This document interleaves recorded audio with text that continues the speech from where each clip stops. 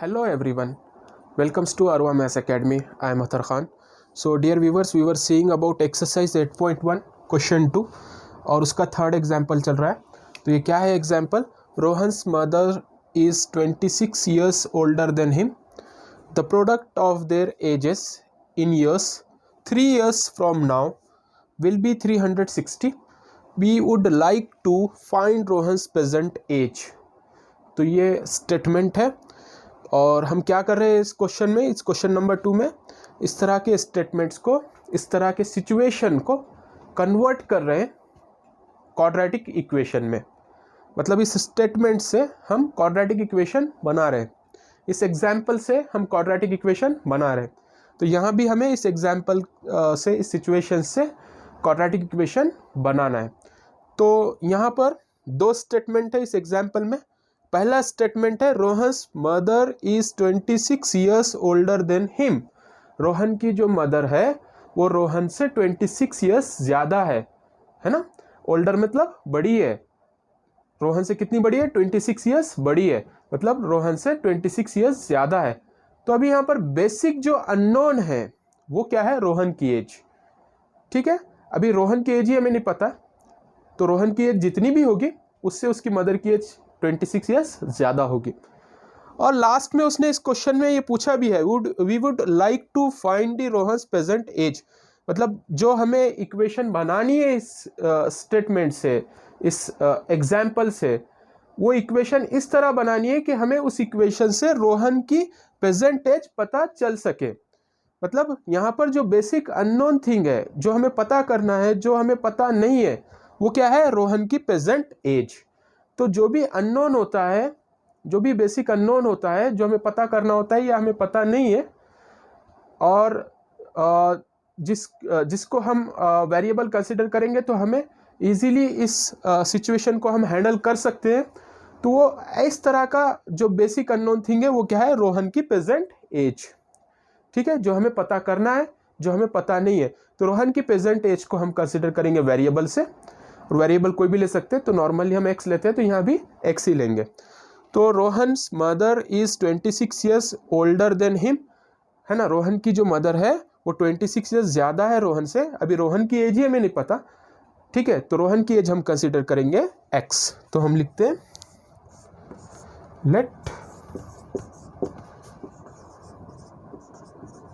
Rohan's present age be x years। तो यहाँ पर जो एजेस है वो ईयर्स में है, आप समझ सकते हो। तो ईयर्स नहीं भी लिखे तो चलेगा, जस्ट x लिख रहा हूँ। तो रोहन की जो प्रेजेंट एज है वो क्या है? x है। हमने उसको कंसीडर किया x। तो उसके मदर की एज क्या हो जाएगी फिर? देन मदर्स एज, मदर की एज क्या हो जाएगी? अगर रोहन की हमने कंसिडर किया x, तो उसकी मदर जो है 26 years ज़्यादा है रोहन से। रोहन की अगर x है तो x से 26 years ज़्यादा है, मतलब x + 26। तो मदर की एज हो जाएगी x + 26। ठीक है, तो ये तो हो गया मदर्स एज हमने लिख दी है x + 26 according to first statement. अब आते हैं सेकेंड स्टेटमेंट पे। The product of their ages in years 3 years from now will be 360। ठीक है, तो इस पर ध्यान दो।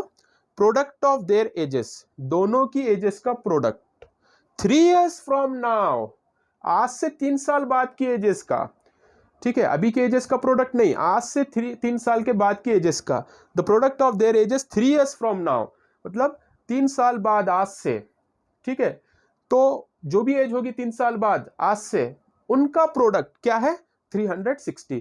तो हम लिखेंगे सबसे पहले आज से 3 साल बाद इन दोनों की एजेस क्या होगी। So after 3 years, after 3 years Rohan's as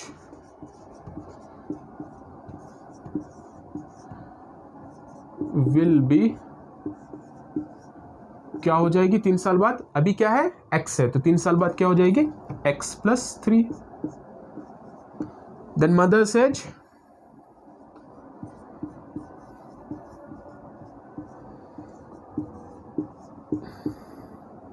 अभी क्या है x प्लस 26, सो 3 साल बाद क्या हो जाएगी x प्लस 26 प्लस 3 को हमें क्या करना पड़ेगा, प्लस करना पड़ेगा, क्योंकि हम 3 ईयर्स आफ्टर की एज लिख रहे हैं। 3 ईयर्स आफ्टर मीन्स 3 ईयर्स हमें प्लस करना पड़ेगा, सो प्लस 3। तो x प्लस 26 प्लस 3, सो 26 प्लस 3 क्या होता है 29, सो x प्लस 29, सो उसकी मदर की एज क्या हो गई x प्लस 29। सो आफ्टर 3 ईयर्स जो भी दोनों की एजेस है उनका हमें प्रोडक्ट लिखना है, मतलब इन दोनों को हमें क्या करना है मल्टीप्लाई में लिखना है। आज से 3 साल बाद रोहन की जो एज है वो है x प्लस 3, उसके मदर की जो एज है वो क्या है x प्लस 29। इन दोनों को हमें प्रोडक्ट में लिखना है, मतलब मल्टीप्लाई में लिखना है, या कुछ नहीं होता है मतलब मल्टीप्लाई, और ये दोनों का जो मल्टीप्लिकेशन का आंसर है, मतलब ये दोनों का जो प्रोडक्ट है अकॉर्डिंग टू एग्जाम्पल क्या है 360, मतलब इन दोनों का मल्टीप्लिकेशन क्या आ रहा है 360 आ रहा है। अब दोनों को मल्टीप्लाई करेंगे, ये दोनों ब्रैकेट्स को, आपको पता है कैसे मल्टीप्लाई करते, x लेंगे यहाँ पर, x से ये पूरे दूसरे ब्रैकेट को मल्टीप्लाई कर देंगे, फिर 3 लेंगे प्लस 3 पूरे दूसरे ब्रैकेट को मल्टीप्लाई कर देंगे,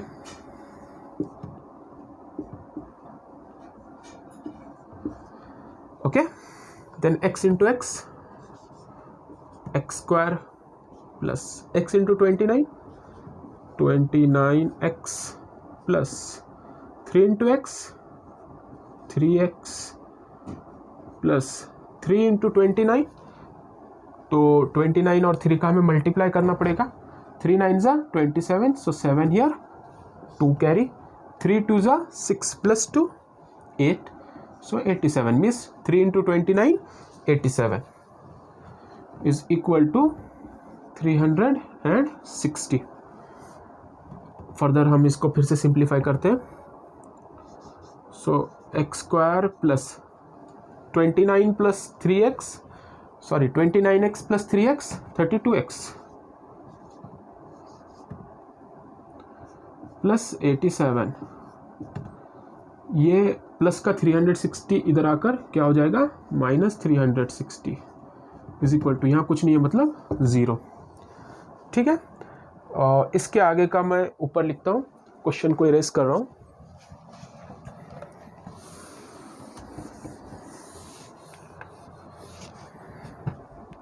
सो x square plus 32x plus 87 minus 360 is equal to 0, ये पूरी इक्वेशन यहाँ लिखता हूँ एज इट इज।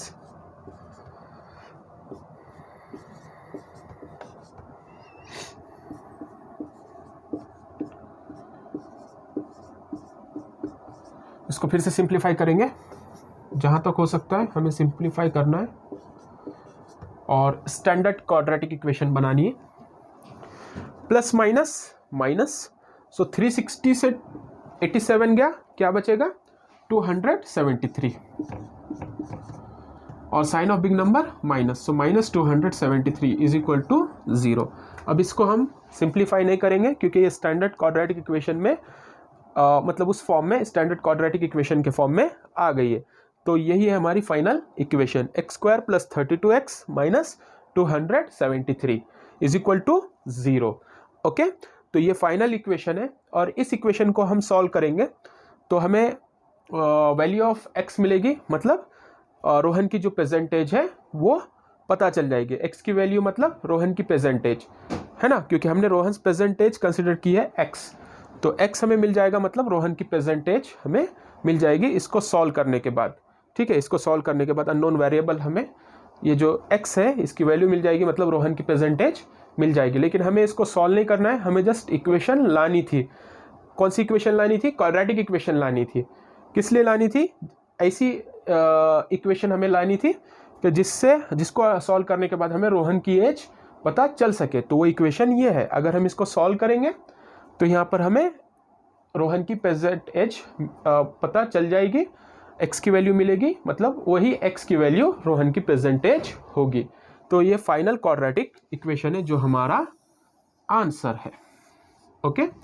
फिर से एक बार मैं रिपीट कर रहा हूँ पूरे एक्सप्लेनेशन को शॉर्ट में, ठीक है। कि ये जो एग्जाम्पल थी स्टूडेंट, एग्जाम्पल में दो स्टेटमेंट थे। पहला जो स्टेटमेंट था वो ये था कि Rohan's mother age is 26 years older than Rohan, है ना। रोहन की जो मदर है वो 26 ईयर्स ओल्डर है रोहन से। अभी रोहन की एज कितनी है हमें नहीं पता, तो उसकी जो एज है वो हमने कंसिडर की x, तो उसकी मदर की एज क्या हो जाएगी x प्लस 26, क्योंकि वो 26 ओल्डर देन रोहन है। रोहन की एज अगर x है तो रोहन की मदर की एज उससे 26 ईयर्स ज़्यादा होगी, मतलब x प्लस 26। ये हो गया फर्स्ट स्टेटमेंट से। दूसरे स्टेटमेंट ने उसने बोला था इस एग्जाम्पल में कि 3 ईयर्स ओके फ्रॉम नाउ, आज से 3 साल बाद, ठीक है, और रोहन की एज जितनी भी होगी और उसके मदर की एज जितनी भी होगी उन दोनों का प्रोडक्ट क्या होगा 360। सो आज से 3 साल बाद रोहन की एज कितनी होगी x प्लस 3 हो जाएगा। 3 ईयर्स हम उसमें प्लस कर देंगे, आज x है तो x प्लस 3, तो उसके मदर की एज क्या हो जाएगी, आज की जितनी एज है उसमें 3 हमें प्लस करना पड़ेगा, क्योंकि 3 ईयर्स हमें ऐड करने पड़ेंगे। तो आज की एज है x प्लस 29, 3 ईयर्स उसमें ऐड करेंगे मतलब प्लस 3 करेंगे, ठीक है। सो x plus 26 plus 3 means 26 plus 3 means 29, तो x प्लस 29 मतलब 3 साल के बाद रोहन की मदर की एज हो जाएगी x प्लस 29 और रोहन की एज हो जाएगी x प्लस 3। इन दोनों का प्रोडक्ट क्या है 360 है। तो हमने लिख दिया ये रोहन की एज आज से 3 साल बाद x प्लस 3, उसके मदर की एज क्या होगी x प्लस 29, दोनों का प्रोडक्ट मतलब दोनों का मल्टीप्लीकेशन का आंसर जो है वो है 360। और इसको सिंप्लीफाई करते गए और हमें फाइनल मिला x square plus 32x minus 273 is equal to 0। ये फाइनल क्वाड्रेटिक इक्वेशन हमें मिली है, जिसको सॉल्व करके हम रोहन की प्रेजेंटेज पता कर सकते हैं, ठीक है। लेकिन हमें इसको फिर सॉल्व नहीं करना है, हमें जस्ट इक्वेशन लाकर इसको ये सॉल्यूशन को एंड कर देना है, ठीक है। तो हमने वो इक्वेशन ला लिए जिससे हम रोहन की प्रेजेंटेज पता कर सकते हैं। और वो इक्वेशन कौन सी है, ये quadratic equation x square plus 32x minus 273 is equal to 0। तो इस तरह से हमने उस एग्जाम्पल को कन्वर्ट कर लिया इस क्वाड्रेटिक इक्वेशन में जो हमें करना था, ठीक है। तो यही फाइनल आंसर है इस सारे सॉल्यूशन का, ओके। इस सारे मतलब प्रोसीजर का फाइनल आंसर यही है, okay. Thank you all of you.